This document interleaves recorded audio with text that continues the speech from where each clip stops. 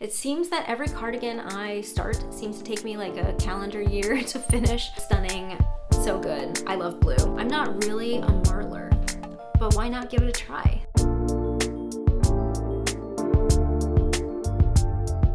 Hi everyone, welcome to or welcome back to my channel, Knee Knits. My name is Amy and here I talk about all things knitting, and today's podcast episode 29 where I'll be sharing what I've been knitting for the past 2 weeks. In today's episode I have a finished pair of socks to share, a lot of updates on my works in progress, and a lot of fun stuff to share in the acquisition section. I have some yarn that was sent to me and I also have some books to talk about, so I'm really excited to get into all of that. Before we hop into the projects, I'll share what I'm wearing today. This is my Lana vest. It is a pattern by Irene Lynn, and I knit it out of Originally Lovely Lana, which is a 100% Andean Highland wool in the color Merlot, and it's just this all over cabled oversized slipover. Now we'll get into the projects. I do have one finished object today, and that is a pair of socks, and here they are. So these are just a pair of vanilla socks. For my vanilla socks, I follow the free patterns on YouTube by the Crazy Sock Lady. I tend to flip-flop between using 9-inch circulars and magic loop. For these socks specifically, I use the magic loop method, and the yarn that I used is called Sugar Cookies, and it is a hand-dyed yarn from the Kinetic Knitter. This is the Kinetic Knitter's plush sock base. It is a 4-ply 75-25 sock yarn, and I just love all of those speckles on sort of like a pink base.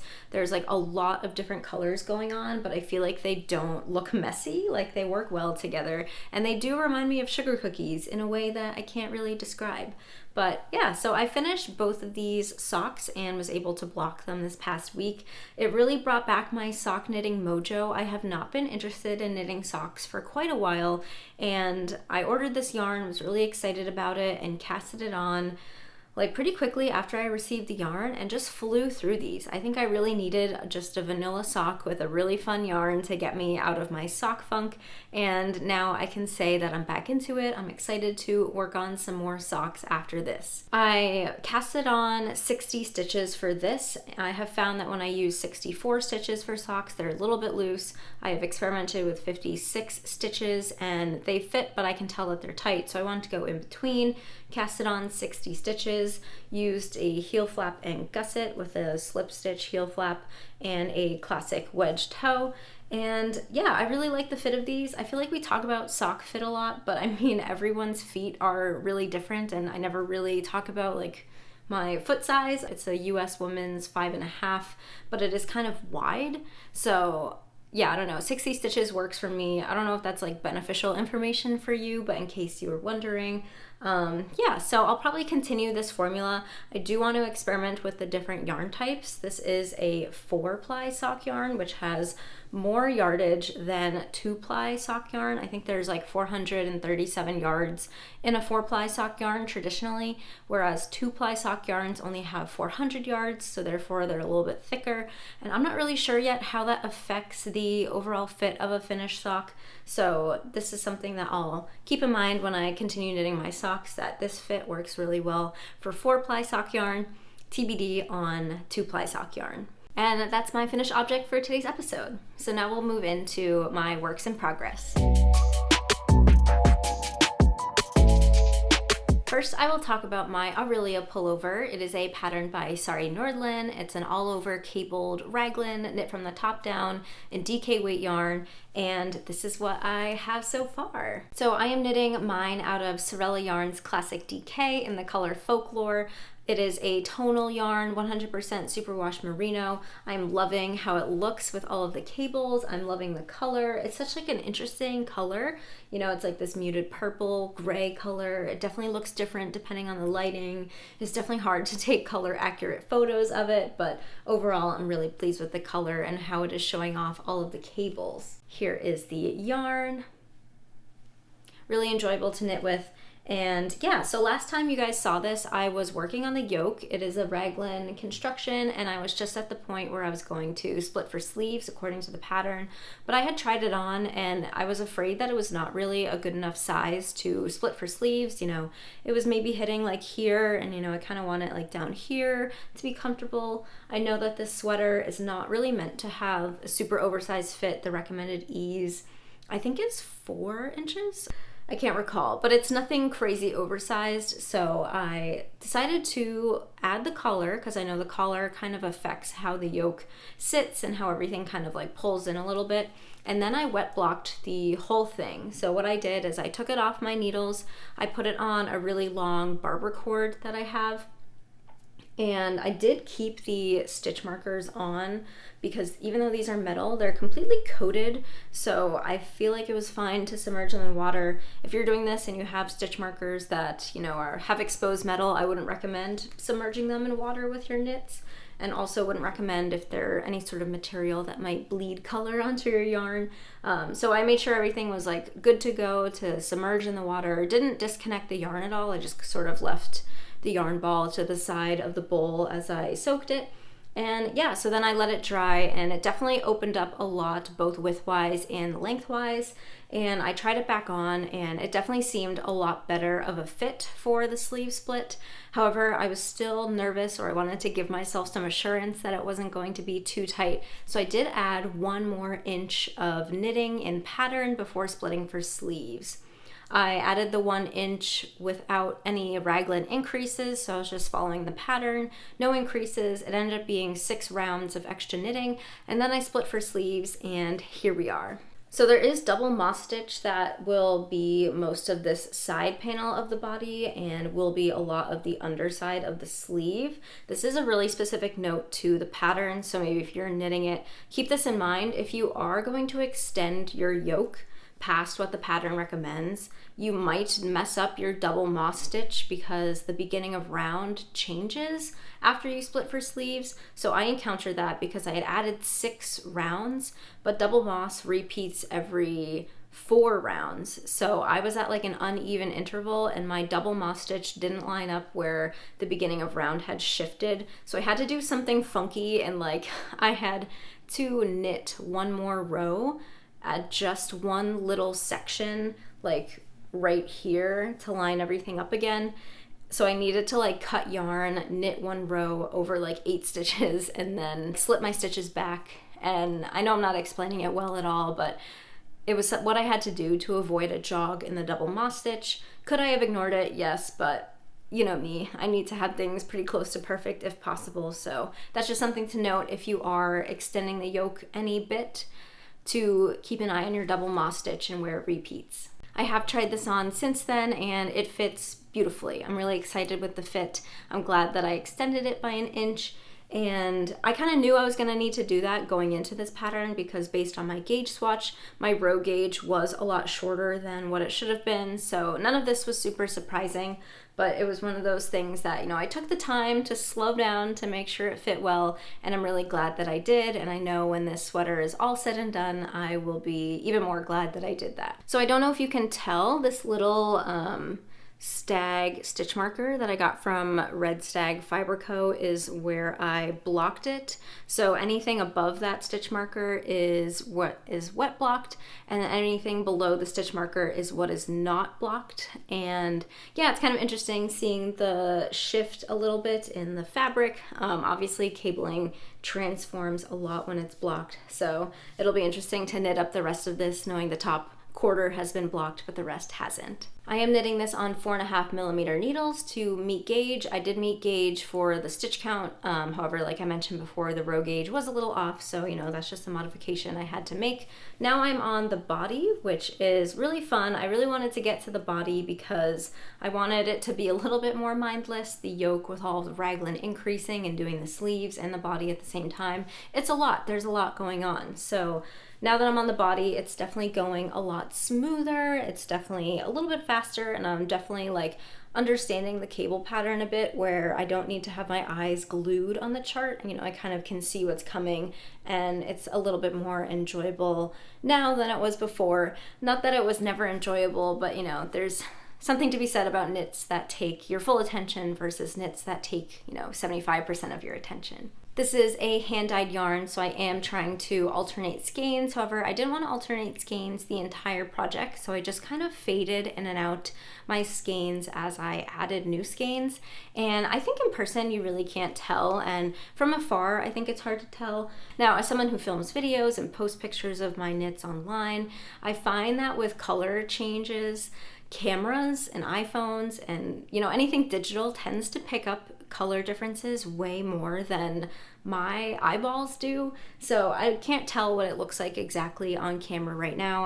I see a line, but I can't tell if that's from the blocking or if that's from the yarn shift. If you guys think there's a harsh color line, I will implore you to believe me when I say that it's not that visible in person. However, knowing that it is kind of visible in pictures, I might try to fade a longer distance when I add in my next skein just to help even everything out. And yeah, I love hand-dyed yarn. It definitely is annoying that you have to alternate skeins, but it's one of those things that I think is worth the time and still using the hand-dyed yarn. I don't love it. I'm not like super eager to alternate skeins, but I don't think it is something that will prevent me from using hand-dyed yarn in the future. It's just par for the course. All right, moving on to my next work in progress, which is almost a finished object, and I'm really surprised that I got this far on it, and that is my April cardigan. The April cardigan is a pattern by Petite Knit. I've actually knit this once before. This is my second version of it that I started last June. And I had motivation to work on it recently because I had traveled and I brought it as my only project to work on. So I had gotten through a decent amount of the sleeves, and then I was just like, oh, the finish line is so close, I should just work on it. So here is what I have so far for my April cardigan. And you can see it's basically done. I actually just blocked this last night. It's still kind of damp, so I took it off the blocking boards, but it's still really damp, and I don't have the buttons on it yet. And I considered, talking about this as a finished object in today's episode, but I think it's best to wait until the next episode because that will give me 2 weeks to wear it and really understand how it fits, and then be able to give you all a better picture of what I think of the finished object. So I don't have any of like the finished object specs for you guys, like how much yarn I used and the finished gauge and finished circumference. So that'll be in next week's episode or next podcast episode. But I will talk about my double knit button band. So the April cardigan pattern does not include a double knit button band. It includes I don't even know how to describe it. I want to call it more traditional, but I don't know if traditional is the right term. But it's just like a basic, perpendicular ribbed button band.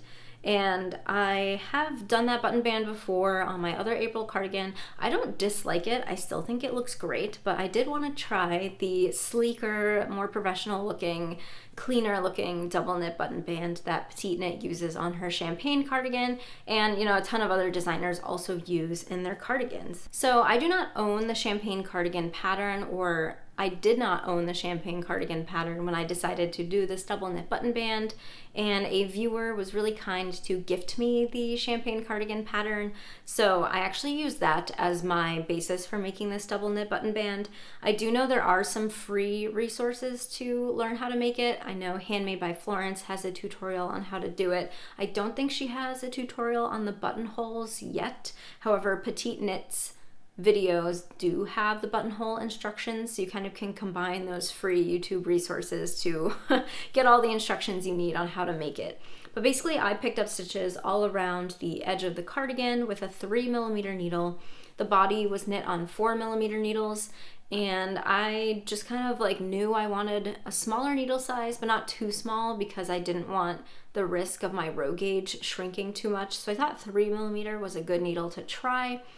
And I kind of knew going into it that like if I got a couple inches in and it was looking bad, I would have to switch needle sizes and try again. But the 3mm needles worked out quite well for me and my knitting tension. So I'm really happy that, first try it worked out. So you start with a tubular cast on at the bottom, and then you just sort of double knit while decreasing along the edge to sort of pick up those picked up stitches, and then that's how it works.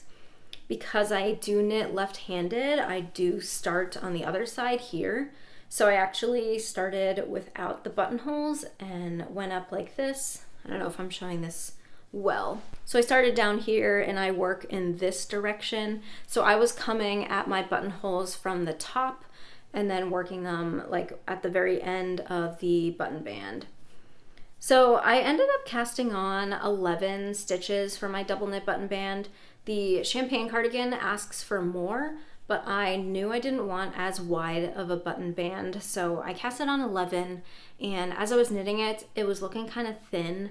I think a sweet spot would have been like 13 stitches or maybe 15, a little bit more, but by the time I realized I didn't really like the width, I was too far in and didn't feel like undoing it all and redoing it. I decided to balance out my thinner button band by doing 5 smaller buttons. So for my buttonholes, I only did 4 rows of knitting for the buttonholes, and this fits about a 5/8 button, which is what I ended up getting. So I'll have 5 buttons that go down here instead of 4. They're a little bit smaller.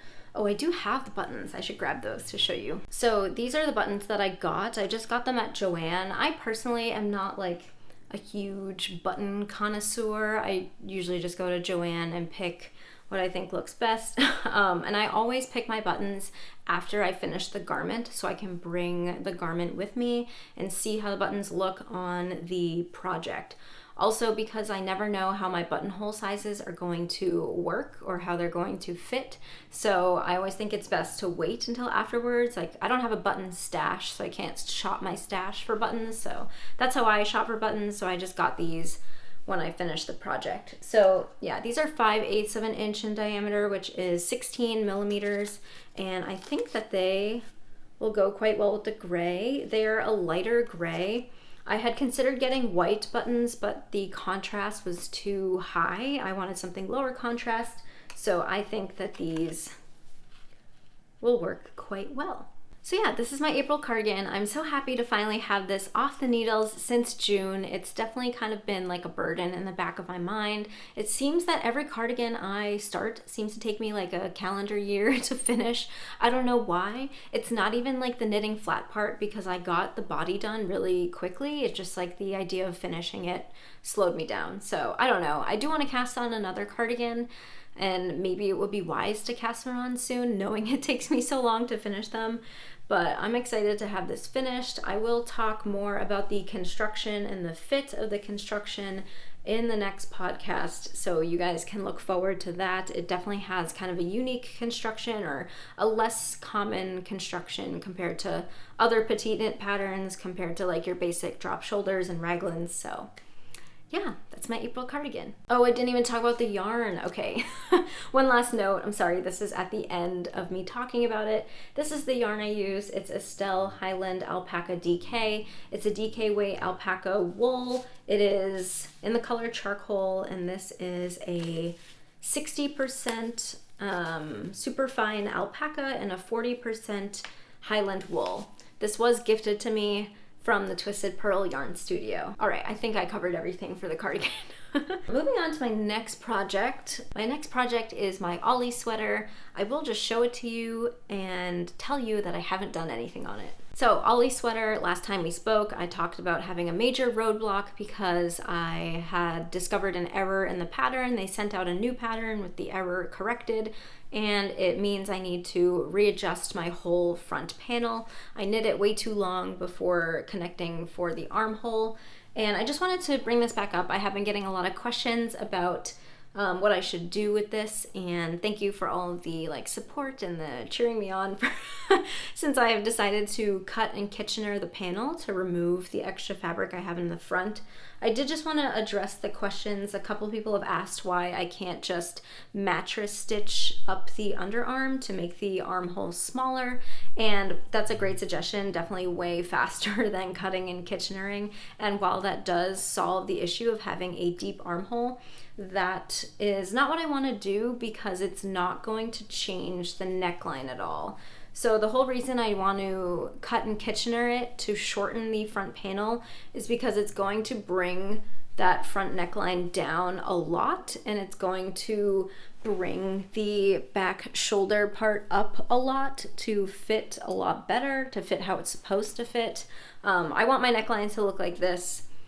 It currently looks like this, and doing just the mattress stitch up the side would not change the neckline at all, but removing all this extra fabric here will both bring up the armhole and bring down the neckline. So that's my reasoning for that. I do think I will have it done by next podcast to share with you all. This has just been one of those things, you know, you all know with knitting projects, you hit a roadblock and you just don't want to work on it. So that has been me for the past 2 weeks, but I can sense that I will get this back into action for next time. My next project is my Laulu Shawl.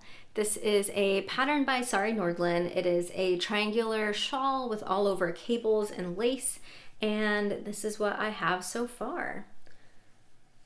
I am really loving this pattern. I am getting more into the rhythm of it, so it's become less of a difficult knit. It is fully charted, but it is kind of a simple pattern. I don't think I realized how simple it was until I got into it. All you need to know how to do are yarn overs, decreases like knit two togethers and slip slip knits, and then very basic cables to do, you know, these very basic cable twists. So, and also there's no work on the wrong side. The wrong side is just plain knits and purls. So I think it's really fun because it looks so complicated and it looks so intense, but it's really not that bad to knit. And the yarn is super fun. It's definitely bringing me a lot of joy. This is the color Poppy from Sanus Garn. The wool that I'm using is Sanus Garn Sunday. It's a 100% merino wool, fingering weight, and this is a petite knit color. And the color Poppy is this really bright neon red. And then I have the matching tin silk mohair from Sanus Garn, also in the color Poppy. And yeah, it's just really fun and bright and not anything I'm used to knitting. You know, it's not in my color palette, but I don't care. It's just fun to knit. I did have some questions about the yarn color because it does look kind of orange in my video and it does look very orange online. I would say in person, it definitely looks like a truer red than it does probably right now.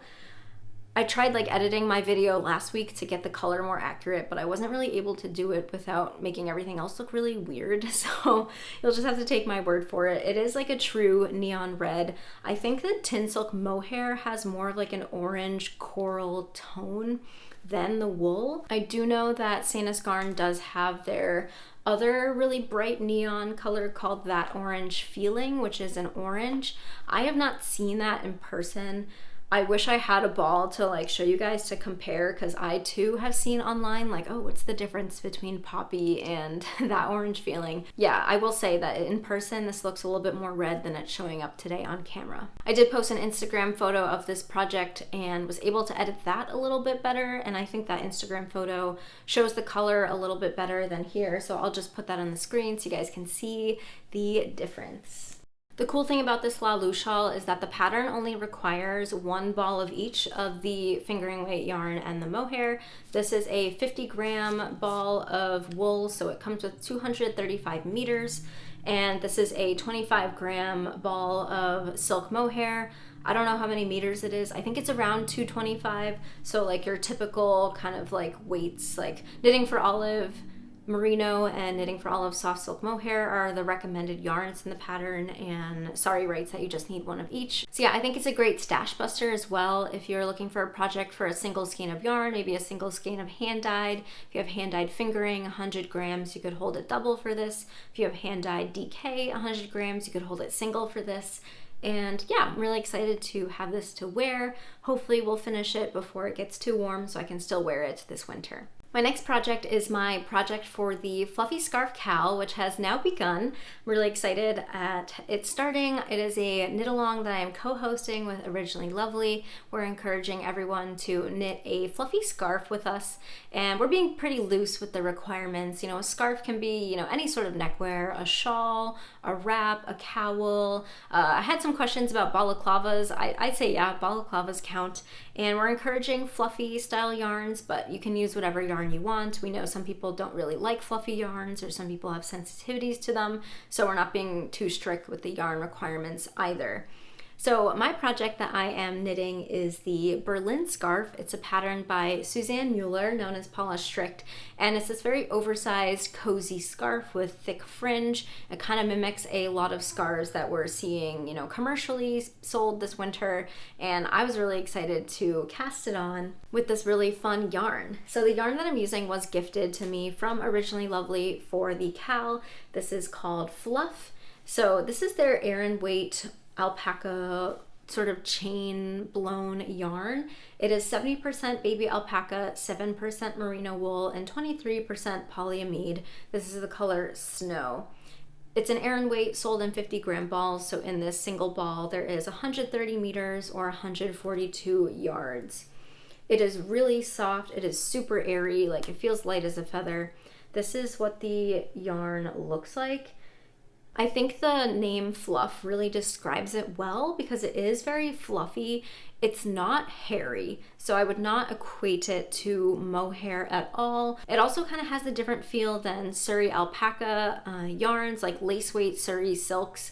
I find have a little bit more of that like long strands of fiber coming off of it. This is all, I feel like, very contained to the singular strand while still having enough to give it that great texture. It's definitely next to skin soft. For me, I am not too sensitive to fluffy or fuzzy yarns, but I think that this is a really easily wearable fiber. And I'm knitting the Berlin scarf on 6.5mm needles. The pattern calls for 7mm needles. I don't have those, and with a scarf, gauge isn't too important, but I was able to hit gauge or pretty close to gauge with this yarn and 6.5mm needles. It is knit as just a stockinette tube. There is really nothing fancy about it besides starting with a provisional cast on that I will eventually unpick, and then you do the fringe out of the provisional cast on. The fringe is double knitting, but this is all just regular stockinette in the round. Now when I first saw this pattern, I was a little intimidated that it would take forever to knit, knowing that it's fully in the round, so this is like a double layered scarf. But the yarn is really bulky. It's an Aran weight. The 6.5mm needles are huge, at least to me. So this has actually gone by super quickly. This is what I got out of one ball of fluff, and I think that'll give me a pretty decently sized scarf if I use 5. I do have a 6 that maybe I'll dip into. I know at one point before I get too close to the end, I am gonna go and do the fringe ahead of time so I can weigh my yarn, figure out how much yarn the fringe used, so then I can really accurately predict, how long I want my scarf to be and how much I need to knit before I run out of yarn, knowing I still have fringe to add at the end. The pattern also talks about how with blocking, this does lengthen a bit. So the width that you see now, it's a lot wider and shorter than it'll be like after it's wet blocked. It'll really stretch out this way. So I'm gonna play it by ear, see how it grows and flows. I want it to be oversized, but I don't want it to be so long where it's like bordering, touching the floor when I wear it like singly wrapped around my neck. So yeah, we'll see how it goes. I'm excited to get into this and knit this throughout the duration of the cowl. The cowl goes until March 16th, so you're welcome to post any of your photos until then. And you're welcome to enter whips, like if you've started a fluffy scarf before the cowl started, you're welcome to continue posting those photos with the hashtag. Make sure you tag Originally Lovely and I, so we can be sure to see your post and count it towards the drawing for prizes. The prizes will be randomly drawn. We're picking 2 winners, and one winner will win a $75 gift card to Originally Lovely, and the other winner will win a $75 gift card to a yarn store of their choice.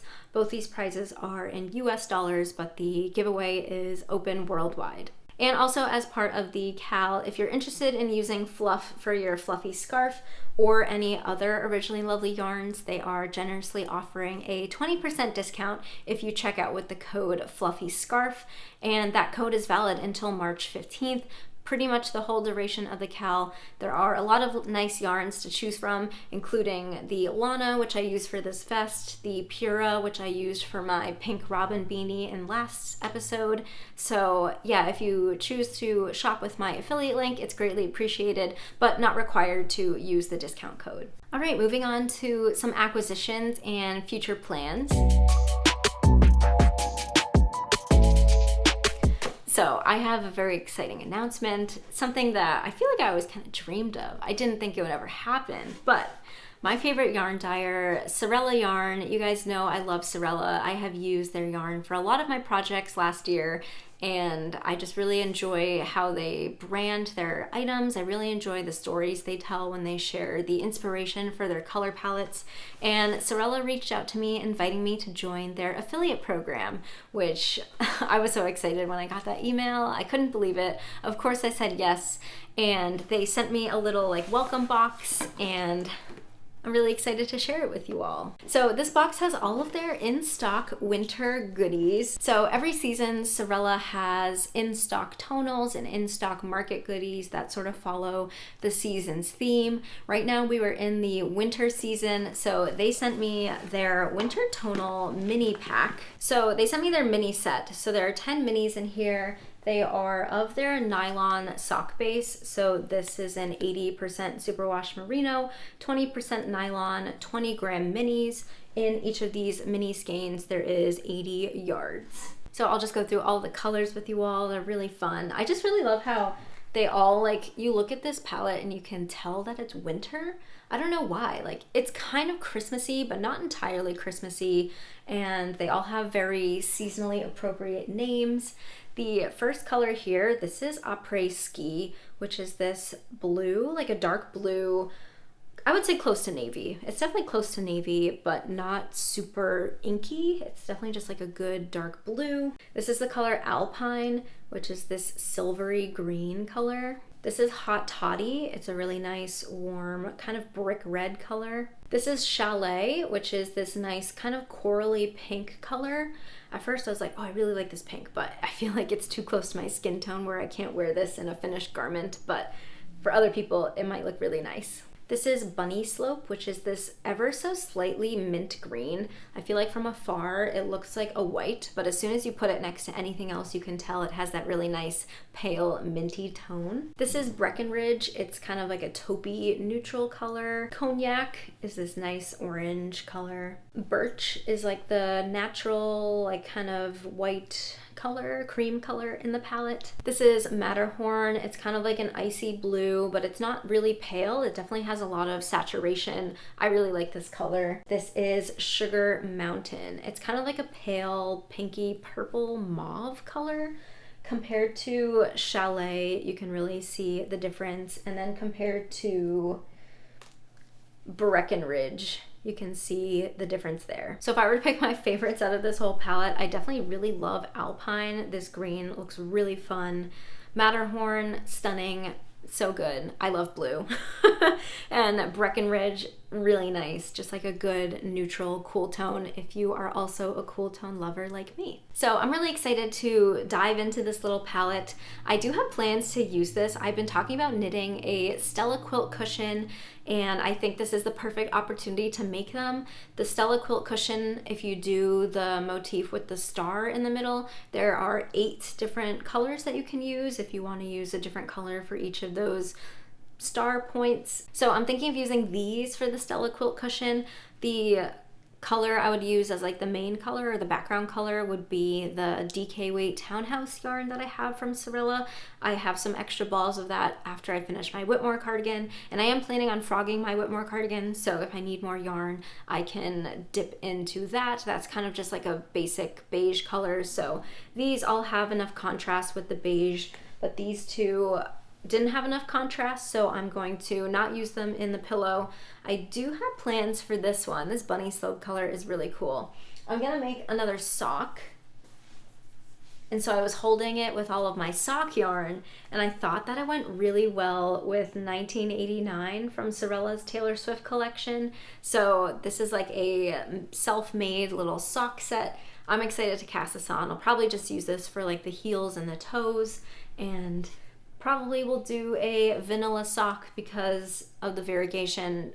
And yeah, I'm really excited for this, which leaves this little mini. I don't know what I'll do with it yet. I'm sure I'll find something for it, probably some sort of second color in a pair of socks. Also in the box, they sent me some of their tea. This is the flavor Mint Magic, and it's really good. It has peppermint, spearmint, dried orange peel, and cinnamon. I am not a huge tea drinker. I am definitely a coffee person, but I had some of this and it's pretty good. It's very mild. It's got like mintiness, but it's also kind of sweet. I enjoyed it. I had some like at night as like a hot drink. So this was really good. And then they also sent me some wool wash and some of their hand cream. I have used both of these before. These are both in the scent White Birch, which is a eucalyptus, pine, mint, and tonka bean scent. And the first impression I got when I smelled this was, oh, it smells like a Christmas tree. The pine scent is really strong, but the other flavors kind of mellow it out. So it's not like in your face pine, it's not in your face Christmas. It's just like a nice, like crisp, wintry scent. And the hand cream as well, it's not like in your face Christmas. It has like a subtle pine flavor, and I found that as it sort of soaked into my skin, the other notes came out, like the tonka bean and the eucalyptus. So I really like these scents. I'm excited to use them. And I just love how they're all themed so well with the winter season. So yeah, these are the Sewrella winter tonals. These are in stock until February 26th, as well as the market items. They have about an 8 to 10 day processing time, so a lot shorter compared to their pre-order collections. And once these leave on February 26th, they won't be back until next winter. So if you're looking at any of these colors, definitely recommend you snagging them now. They also have their boucle base in all of these tonal colors, and it's only available in the winter season. So if you're interested in trying their boucle as well, that is only available until February 26th. I do have an affiliate link in the description box below. Thank you in advance if you choose to use it. The next things I want to talk about are books. I have gotten some books in the past few weeks. The first is Patty Lyons' Knitting Bag of Tricks. I have been looking for this book for a while. It was originally recommended to me from the Birch and Lily podcast. Amanda has highly recommended this book, and I know a ton of other knitters have also recommended it. I've constantly been on the lookout for this when I go to yarn stores and bookstores, and I finally found it. It was just one of those things I didn't feel like ordering it online, and I told myself if I saw it in person, I would grab it. And yeah, so I finally got this book. It is all about the why of knitting stitches, like the anatomy of knit stitches and why they do the things that they do and how to fix a lot of common problems. It really dives into like the engineering behind knitting fabric, which, you know, someone like me really likes. It really gives you a better understanding of why common problems occur, and in addition to explaining the why, it tells you how to fix them. So some tips I found in here were how to make your slip knits a little bit neater. There's a whole section on gauge swatching. It also dives a lot into knitting tension. Like if you are a loose knitter, it explains all the reasons why you might be a loose knitter. If you are a tight knitter, it explains all the reasons why you might be a tight knitter and how to fix those and how to properly use your needles to give yourself a really good stitch dimension and not like needing to size up 3 needle sizes every time you knit a knitting pattern. There is so much more in this book. I am thinking of doing like a standalone review video of this book. It is something I do want to get more into on my channel, is like reviews. I feel like, you know, there's a lot of good tidbits interspersed in the podcasts about like yarns I like, books I like, tools I like, but I think it might be helpful to have like standalone videos, short videos, to the point videos, you know, topical. So if that's something you're interested in, let me know. I would love to dive into this book and sort of give you like a try before you buy preview of what's inside and if you think you might need it. I think every knitter should read this book though. Whether you're a brand new knitter or a super experienced knitter, there's so much good content in here. And if you're familiar with Patty Lyons, then you know that she does a really good job with explaining things and giving lots of good tips. So I've really been enjoying this book. And then the next book I got is actually a book from my local library. I love my local library and they have a lot of good stuff. And they had Cable Knit Style by Joan Ho. And I have seen this book on Instagram. I really like Joan's patterns. I haven't knit any yet, but she just has a really stunning design portfolio. So yeah, I borrowed this book from my library. My library has a 3-week loan period, and I could renew it, but I know I'm not going to knit any of these patterns in 3 weeks. So I kind of just took it out because I wanted to look at it. I don't really intend to knit any patterns for it, but I think it's a great way for me to preview what's in the book. Maybe if I decide to purchase it later, getting it from your library is a great way to look at it.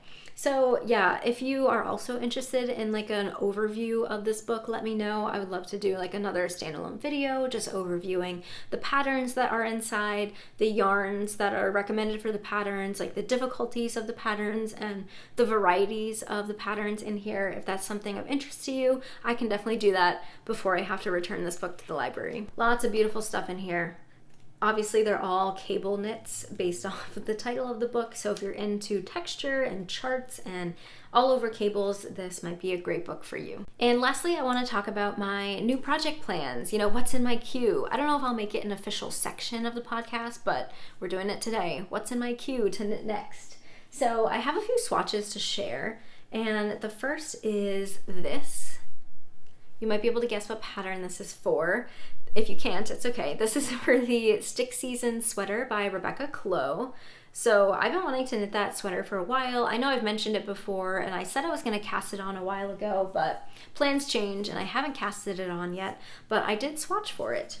So the yarn that I swatched with was Fuzzy Peach Fibers Dreamy DK. This is the color Midnight. So this is a 100% superwash merino hand-dyed yarn. It is DK weight, 231 yards per 100 grams. And Midnight is this really deep kind of forest green. So I swatched. I'm trying to be better with my swatches and make bigger swatches. I did meet gauge for the pattern with 4.5mm needles. And yeah, I'll probably cast this on soon, knowing that my April cardigan is done. It's kind of opened up, you know, more spaces for my projects to cast on a new garment. So looking forward to having this on the needles and soon to be in my wardrobe. And I do want to cast on another beanie. I've been slowly making a lot of beanies this winter because I want to try a bunch of different beanie patterns and figure out what I like the best. So next up in my queue is the Brownstone Beanie by Tori Yu. This is kind of similar to the Oslo hat where it has the folded brim, but the crown shaping is completely different, and it is a one skein wonder project. You can knit the adult size with one skein of fingering weight yarn. So I have pulled out this Keats Garn hand-dyed yarn. This is a merino sock. It's a 75-25, 100 grams, 425 meters yarn in the color Victoria, which is this really nice bright bubblegum neon pinky purple, and it should be a really fun hat to knit. Excited to learn about the construction of that hat. I've read that it's knit with 2 different gauges. You know, you hold the yarn double at some points, but then you hold the yarn single at other points. So I'm excited to start that project, learn all about it, and share it all with you. And the last thing that I have potentially to cast on soon. I'm not convinced yet that I'll cast it on soon, but I've been dying to do the Lento sweater for a while now. I just like the idea of how it's a really quick knit. I love how it's a raglan, and I kind of want to experiment with knitting a sweater with less positive ease, and the Lento recommended ease is 5 inches, so it kind of falls into not being super oversized. So I do have some yarn that I've been wanting to swatch. I got this in Poland. This is from Gabo Wool. The first is their My Time Merino. This is a 100% merino wool, non-superwash, 50 gram balls, 230 meters.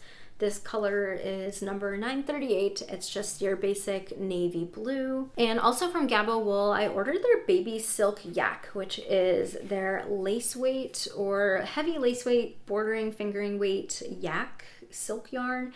It is, it's also alpaca. It's 42% baby alpaca, 35% mulberry silk, and 15% merino, and then 10% yak. And this is what it looks like. It's very similar to like a silk mohair or a Surrey lace. I know these colors are really different. They didn't have like a dark of the like silk yak yarn, so I was like, all right, I'll try these. I'm not really a marler, but why not give it a try? So I finally swatched these two together, and this is what it looks like. And this is in the Lento gauge, which is a really open gauge. So this is a 6mm swatch, or a 6mm needle knit on with the fingering weight yarn and the lace weight silk yarn. So yeah, you can see it's super marled because it is like super different colors, and it's pretty drapey. It has that nice fuzz from the yak. I feel like the texture of this is definitely very close to Surrey alpaca. I mean, it's 40 something% alpaca and only 10% yak, so that makes sense. But I can't tell if I like it or not. I think I just don't like marling, but I want to like it, and maybe I just need to go out of my comfort zone and knit it, because like there's nothing wrong with this. It's just really different from what I'm used to, and I think it'll look good. I'm just trying to picture it on me. Like, it'll be a fun knit, and the lento is quick. It won't take up too much of my time, so if I hate it, I don't know. I don't think I'll hate it, and I don't want to knit something that I hate, but I think this is just one of those opportunities for me to branch out of my comfort zone with this yarn combo and knit it up. So unsure when I'll cast on that lento. I think I gotta sit on this swatch a little bit. You know, I pin my swatches behind my computer when I work so I can see them during the day. And maybe if I look at it for a week, it'll convince me whether or not to cast it on. And with that, we have reached the end of today's podcast. Thank you all so much for watching and continuing to support me in my videos. If you like what you saw and don't subscribe already, I would love for you to subscribe to my channel and get notifications every time I post a video. I post videos about once a week, all about knitting and what I'm working on, and looking forward to seeing you all in the next video. Bye.